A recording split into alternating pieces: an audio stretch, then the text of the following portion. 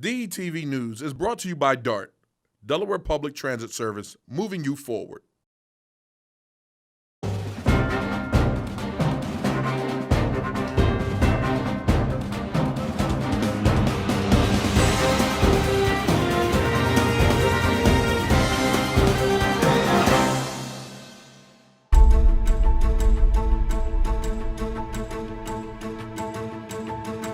We're here at 26th and North Market Streets in Wilmington on the latest on the shooting last night that injured 3 Wilmington police officers.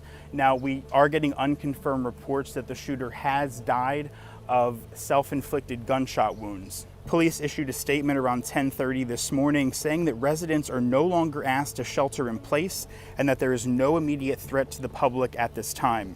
We're told the investigation is ongoing and police will release further information as it becomes available. Now, last night around 10:30 p.m., officers were responding to a call for service at the King Plaza apartment buildings at 25th and Market Streets, where a gunman inside opened fire. 3 officers were shot and taken to local hospitals. Officials all say that the 3 officers are in stable condition. It just sounded like anarchy last night. It was police all over the place, people saying that somebody got shot. It was just a lot of, helicopters and police presence. I've never seen anything like that before. It was shocking to find out that, somebody shot 3 police officers, because normally, you don't get that around. Early this morning, using a fire truck ladder, SWAT team members entered the apartment building that was the center of an hours-long standoff. Minutes later, women and small children exited from the window. Now, what's not clear is if their connection to the shooting and the standoff is connected at this point. We also were not sure if anyone else was inside the building at the time that the women and young children did escape. Governor John Carney said on social media this morning, quote, "Tracy and I are praying for the Wilmington Police Department officers shot in the line of duty, their families, and their fellow members of Delaware's law enforcement community." Now, of course, we'll continue to monitor the situation here in Wilmington and bring the latest to you here on DETV News. For now, I'm going to send it back to Lauren in the studio.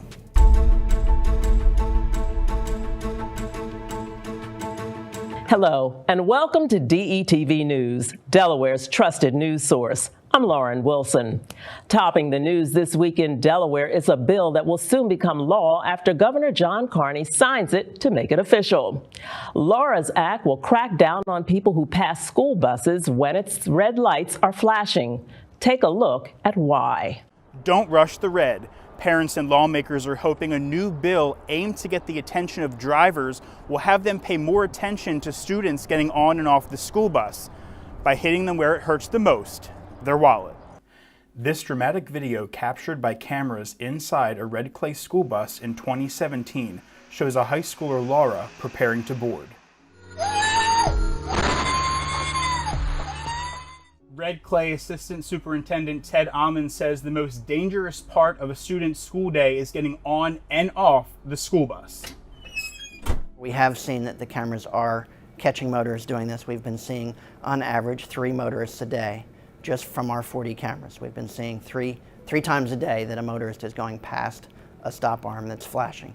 So we believe that once we start sending the citations and people start seeing the PSAs that we do and hearing about this bill, they will change their driving habits and it'll keep our kids safer. As soon as Ted Amon saw the video, he sprang into action and through his research found that nearly 24 states around the country have laws that enable school districts to place cameras on school buses to catch drivers passing illegally. Delaware House Bill 120, dubbed Laura's Law, would allow footage collected from cameras on school buses to be used to issue violations to drivers who disregard traffic laws. What we're looking for after Red Clay runs the program, we see the data, see what types of fines they are accumulated. We're hoping that we'll show that to the General Assembly and we'll expand it to a statewide program. Any fines that are collected are used to buy cameras, maintenance, public service announcement to help get this program up and going. And it would also be there for charter schools and other school districts eventually. That's our end goal. Red Clay officials tell us that so far 40 of their buses are equipped with these cameras you see here, and soon they hope to have their entire fleet covered as well. If passed, the law would require buses with the cameras to have signs notifying drivers of the potential fines. The proposed fines would start at $100 for the first offense and increase to $500 for each additional offense. Well, it's something that needed to be done. It's something that we see on a daily basis, not just in this school district, but throughout the state. As people get more and more in a hurry to get to work, to get to where they want to go, they disregard the traffic safety measures that are in place, and we see it on a daily basis that the most paramount thing that we can do is protect our children's safety, especially when they're obviously going to school. You may ask yourself, isn't there already a fine for passing a stopped school bus? You are correct. You still can be pulled over by the police, but the problem is hundreds of motorists a day pass stopped school buses, and that's where officials hope that these school bus cameras can really help crack down on the problem. Officials tell us that DelDOT, the Delaware State Police, and the Department of Justice all support this bill. Districts would also be required to release public service announcements warning drivers that the cameras are in use. The ultimate goal of this bill, to hopefully make Laura's Act a statewide initiative. Matt Ford, DETV News. Thanks, Matt. Keep us updated on when the legislation becomes law. On Tuesday, Newcastle County Executive Matt Meyer announced a proposal to direct the first distribution of federal stimulus funds to intensive learning programs for children who have experienced severe learning loss during the pandemic. Meyer wants County Council to approve up to $500,000 for the Reading Assist program and the Red Clay Freedom School. Reading Assist provides services to children with most significant reading challenges. Funds from Newcastle County would pay for startup materials and equipment for the summer reading program. Freedom Schools provides summer and after-school enrichment programs. The county executive says he has high hopes the federal funding will help close the learning gap. Look, the bottom line for us is that these are very serious problems. In some ways, some of the most serious problems our elementary, middle, high schools have had in decades and generations, for students to lose a year or more of learning, and particularly in communities of color, particularly in lower income communities where they've really been, their schools have been devastated the last year and a half. We don't want money to be a consideration. We want teachers and principals to know we got your backs. This is important to you. It's important to parents and families, but it's also of the utmost importance to us. Governor John Carney says the state is still pushing to get 70% of all Delawareans vaccinated by July 4th. That's the national goal set by President Biden on Tuesday.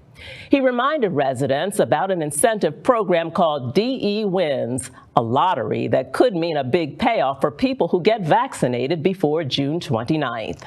In other news, tenured faculty members at Wesley College are asking a judge to halt its pending acquisition by Delaware State University. The lawsuit filed last week claims that Wesley breached its contractual obligations to faculty members and challenges the acquisition by Delaware State as a fraudulent transfer of assets. Wesley is a 148-year-old private school in Dover. It has struggled for years with declining enrollment and financial problems, but has been propped up by millions of dollars in taxpayers' money. Delaware State agreed last year to acquire Wesley and assume its liabilities. Also in Dover, there's a new place in the first state to gather, heal, and remember the lives lost to COVID-19 during the pandemic. The Presbyterian Church of Dover symbolically remembers those who died from COVID-19 in the state with painted tubes. Church spokesman David Denny says, based on each month, each tube represents a person who passed away in Delaware because of the pandemic, and the colors represent the birthstone for the month. The Delaware COVID-19 Remembrance Memorial Garden is now open at the church and will remain open through the end of July. Each of the tubes are backlit, providing another dimension of the work, and they will remain illuminated from 7 p.m. through midnight every day. Denny says the purpose is simple, to give people a place to remember those lost, something he says hasn't been done anywhere else in the country. Well, coming up next is our health report after this break. Stay tuned.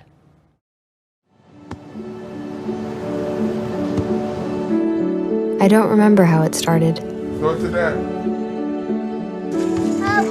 our back and forth, it always came back. Dad! You probably don't remember what you told me, That was perfect. but I heard every word.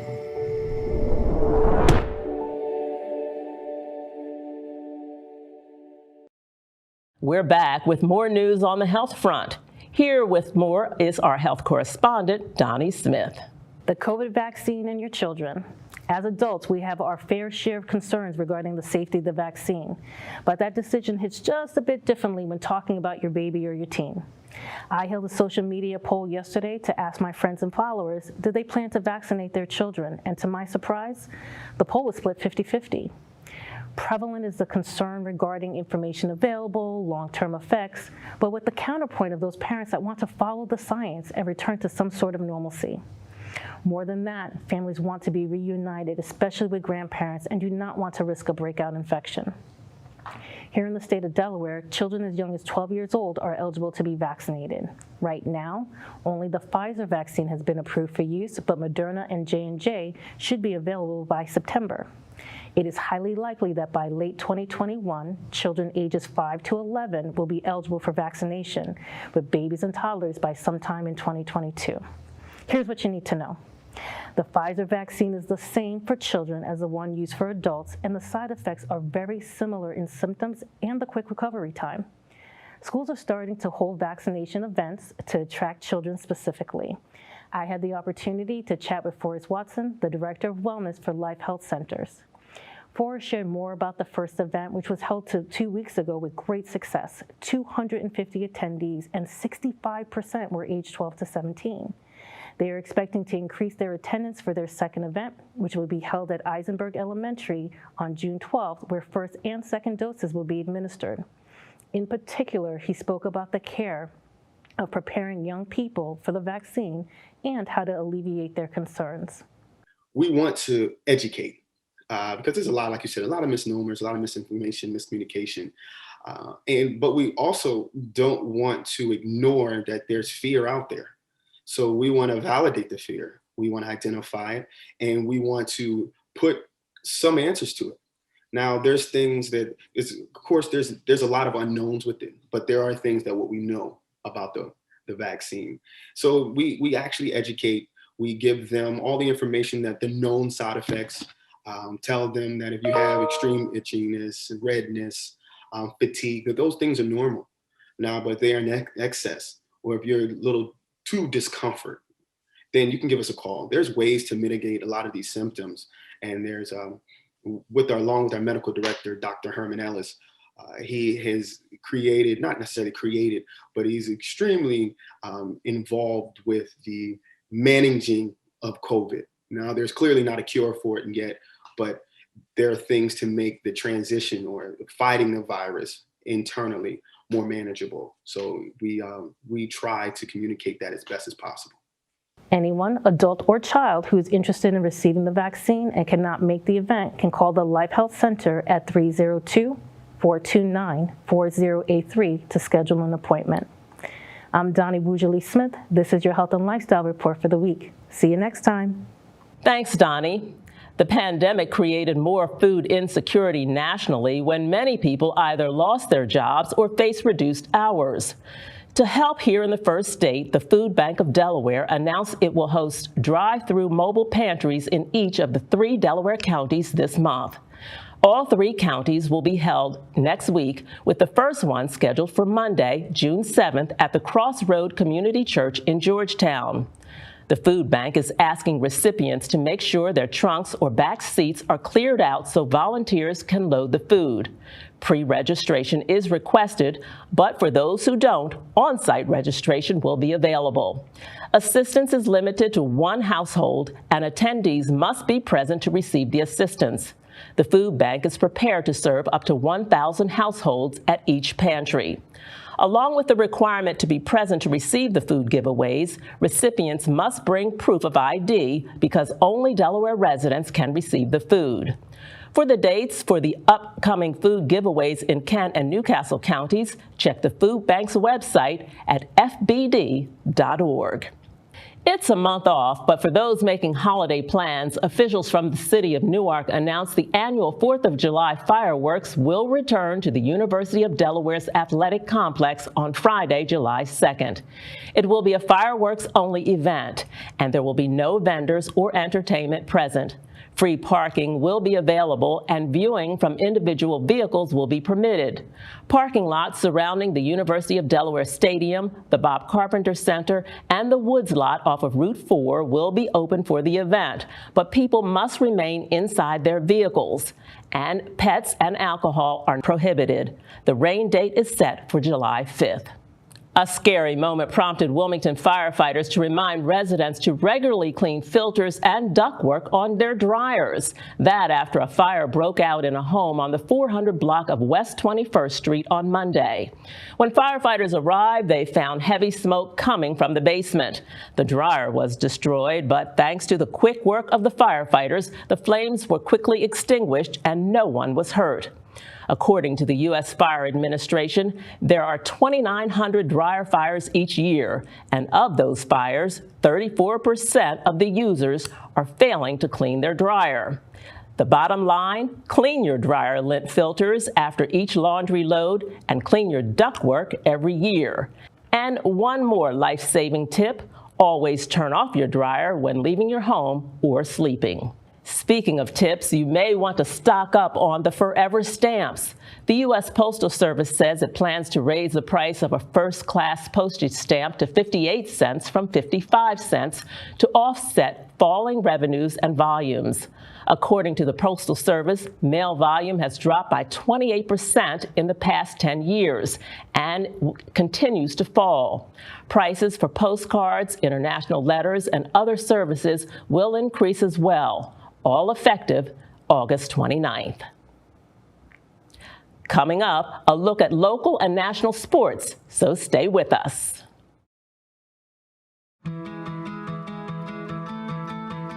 There was a time in my life where I was extremely homesick. I decided that I needed a pet. When I first saw a turtle, my heart was full. He jumped up and kissed me and jumped right into my arms. I immediately went up to the volunteers at the shelter and said, I want him, he's gotta come home with me. Now I'm anything but lonely. Every day with Turtle is a perfect day and keeps me company when I'm doing schoolwork. I like it when he jumps up on the table too. He is a veggie thief. He's an incredible companion and my best friend. Can't say that I've met anybody that doesn't love him too. When I adopted Turtle, I discovered all the things that make him unique. He's a little bit of a lot of things, but mostly he's all pure love.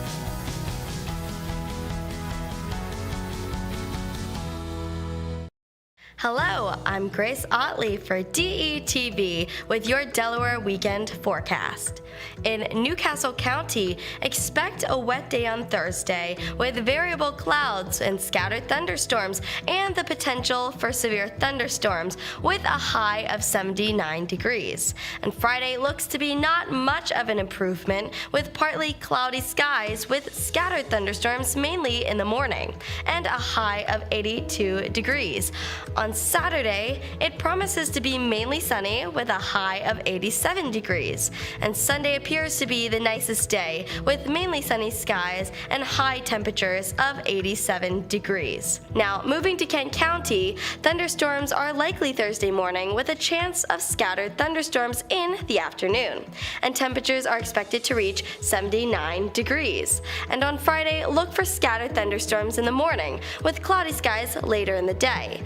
And Saturday looks to be nice with abundant sunshine and a high of 87 degrees. And on Sunday, temperatures are set to reach around 90 degrees with sunny skies and a few clouds. But I hate to be the bearer of bad news, but there's very little sun called for over the next 3 days in Sussex County. On Thursday, thunderstorms are likely in the morning with a chance of scattered thunderstorms in the afternoon, and storms may contain strong gusty winds with high temperatures that are expected near 80 degrees. And on Friday, thunderstorms are also expected in the morning with cloudy skies later that day and a high of 82 degrees. And on Saturday, some clouds in the morning will give way to mainly sunny skies for the afternoon, and temperatures will reach around 88 degrees. And finally, on Sunday, meteorologists are calling for partly cloudy skies with a high near 90 degrees. And this has been your weekend forecast from DETV. Thanks for watching. The COVID-19 vaccines can be our chance to get back to our plans, to get back to each other, to life. But it's okay to have questions, like, how were the vaccines tested? In rigorous clinical trials among adults of diverse backgrounds. Find the latest information at getvaccineanswers.org. The COVID-19 vaccines are going to help us all get back to the moments we miss. It's totally normal to have questions. I did too. That's why it's so important to get informed. Ask your doctor and get the facts. It's up to you. Welcome back. Nick Alessandrini is here with the latest in sports. Nick? Thanks, Lauren. And we were able to finish up our postseason playoffs here for our spring sports. But let's begin with the Philadelphia 76ers. And the day started off with bad news for the Sixers fans as the MRI on Joel Embiid's knee revealed a small tear in his meniscus. So Embiid would be out last night for Game 5 and considered day-to-day here in the playoffs. So the Sixers would have to lean elsewhere in Game 5 at home against the Wizards, and guys would have to step up. And Seth Curry was the man last night. He scored the first 12 points for the Sixers in the third quarter and would finish with a playoff high 30 points. Tobias Harris also added 28 points, 9 rebounds, and 6 assists. And of course, Ben Simmons, dealing with more scrutiny this week, had another playoff triple-double. He finished with 19, 10, and 11, and the Sixers outscored the Wizards 64-49 in the second half on their way to a 129-112 victory. So the Sixers will now move on, advance to round 2, where they will meet the Atlanta Hawks, who beat the New York Knicks last night. They win that series 4-1. So something to look forward to here for the Sixers shortly. We had a Memorial Day baseball title game due to inclement weather on Saturday, but it could not have been a better night for baseball. Number 5 DMA and number 10 and defending champion Appoquinimink put on a show for a record crowd at Frawley Stadium. Over 2,400 in attendance, the largest crowd for a championship baseball game in Delaware history. Both schools had their aces on the mound in Evan Bolden and Kevin Williams, but it was the Seahawks who jumped out to an early lead. RBIs from sophomore Tyler August and senior Mason DeLuca gave DMA a 2-0 lead after 1 inning of play. Then in the second, Appo would get on the board. Austin Lutz, the catcher, would start the inning with a single. Pinch runner Dylan Peden would eventually come around on a DMA throwing error. That would cut the lead to 2-1. We'll fast forward to the third, and the Seahawks would add on there as well. They would score 3 more runs on 4 walks, an intentional walk, a bunt single, then a sac fly from Mason McCluskey. The lead was now 5-1. Appo would cut into the lead one more time in the fourth innings. It was Lutz again. He would double, then courtesy runner Peden would score again, this time on a Preston line box single, 5-2. But DMA, they would not let up all night long. They would add 3 more in the fourth inning with the help of an error, another walk, and they hit 2 batters to score 6 runs in back-to-back innings. DMA needed just 2 hits thanks to 7 walks and 2 batters that were hit by pitches. Appo would load the bases in the 5th inning but wouldn't be able to get a runner across, and then the Jags would try and change that momentum in the 6th. Appo would score 3 runs. It was Preston Leinbach with a single, and then Keegan Miller with an RBI single as well. That cut that deficit to 8-5, but that's as close as they would get. DMA would add 1 more insurance run in the 6th, and they held on to win the school's first ever baseball state championship 9-5. Congrats, DMA. Another great game on the softball field. It was number 1 Sussex Central. They met with number 3 Caravel in what would become a title classic. The teams went 11 innings. They battled it out 0-0. Madge Layfield and Jessica Walter both threw phenomenal games. Layfield for the Golden Knights struck out 24 batters. She gave up just 6 hits. Caravel's Jessica Walter, she struck out 12 batters while just allowing 7 hits. The game was tied 0-0 in extras in the 9th inning. Sussex Central had a runner on third when Caravel center fielder Kendall Brown made a diving catch on a liner to center that was able to then double up the runner at third. Then the Bucks would take that momentum to the offensive side. They would strike in the top of the 11th. Veronica Diamidi would lead off with a hit to center that would turn into a double that the ball dropped into shallow center field. Then with one out, Brooke Holdsworth would single and drive in Diamidi for the game-winning run. A 1-0 victory for Caravel, and that would be the school's 11th softball state title. It was revenge time for Salesianum last week when Sally's and Cape met in the lacrosse state title game at Dover High School. Sally's, seeded second, would take on the number 5 seed and defending champion Cape Henlopen Vikings. It was a rematch of the 2019 state title game, which Cape won 12-10. This time, Sally's would come out on fire. They won all the faceoffs early and netted 6 goals to take a 6-1 early lead. Cape would climb back in it by the half, narrowing that deficit to 7-4. Then Cape would score 3 more and tie the game at 7 with just 12 minutes to play. Matt Riley and Coley Bushweller would add goals for the Sal's before Dylan Mooney scored twice himself to give the Sal's a 12-8 lead.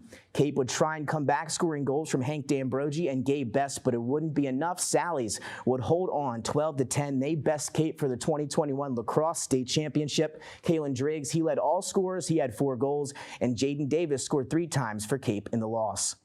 The Pandas successfully defended their D1 soccer title on Tuesday, a thriller with an upcoming team in Smyrna. Padua needed a 78th minute goal from Anna Poland to secure the Pandas' 11th title with a 2-1 victory. Brianna Hallow netted a goal home in the 6th minute to get things started for Padua, and Smyrna would tie the game when Mackenzie Martin found the back of the net from about 20 yards out near the end of the first half. Padua would apply the pressure in the second half, but it would take that goal with 2 minutes to play from Pullman to secure the victory for Padua. In the D2 soccer final, it was number 1 Caravel that would take home the school's 6th championship in 6 championship appearances with a 3-2 win over number 2 ranked St. Mark's. Caravel was able to jump out to a 3-0 lead early and was able to hold off 2 late goals from the St. Mark's Spartans to clinch that title. Caravel's Caitlin St. Ledger would find the back of the net twice, one from more than 30 yards out, and Anaya Price also scored for the Bucks in the victory. And if you know girls lacrosse, well, you know how good Cape Henlopen is. The Vikings took home their 12th straight state title, and they have won 153 straight games over Delaware program opponents. They beat Tatnall 17-10 at Dover High School last week. The Vikings got 3 goals from Kelly Bragg and 2 goals apiece from Emily Monagle, Lindsay Rambo, Carrie Clausius, and Elizabeth and Luis Rishko.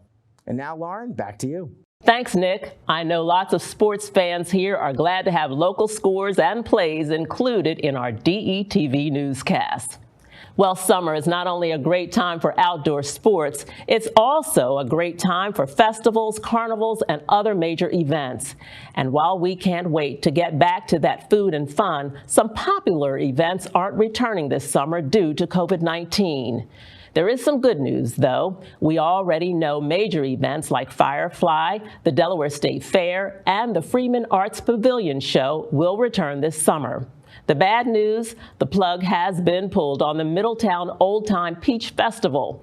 The event attracted about 27,000 people in 2019, according to organizers. Pride Month officially kicked off on Tuesday, but this year's festival has been moved to the fall due to COVID. The Delaware Pride Festival is the single largest LGBTQ event in the state.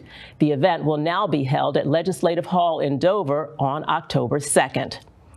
And what about the pageants? It turns out there will be winners for both the Miss Delaware and the Miss Delaware's Outstanding Teen Pageants. COVID-19 prevented the Miss Delaware pageant from happening last year. 12 hopefuls will compete for a chance to become the 80th Miss Delaware, while 6 hopefuls will compete in the teen competition.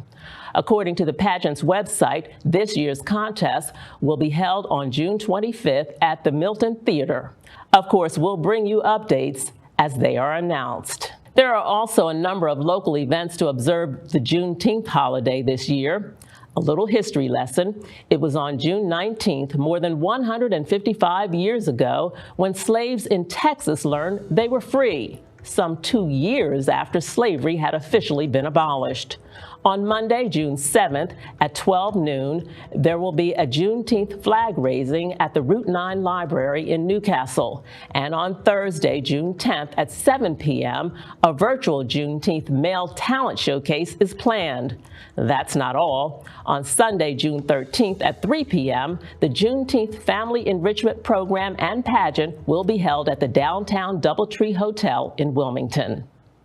Another eye-opening residential complex has been added to downtown Wilmington's landscape. It's filled with slick amenities, including a rooftop deck and a fitness center with Peloton equipment. It already has a handful of residents who love living downtown with easy access to the train station and I-95. It's been a doggone good week for the Delaware Humane Association and the Delaware SPCA. The two organizations announced plans to merge. The no-kill shelters will continue operating in their current locations, but the executive director of the Delaware Humane Association says the merge just makes sense. The reality is animal lovers just want to help animals, and they want to make sure animals are well taken care of. And so we can do that more effectively together by combining our resources and combining our strengths and, just bringing together, all of our greatest assets. The SPCA and the Delaware Humane Association merge will begin in the fall. That's our Week in Review. I'm Lauren Wilson with the DETV News team. We'll see you next time.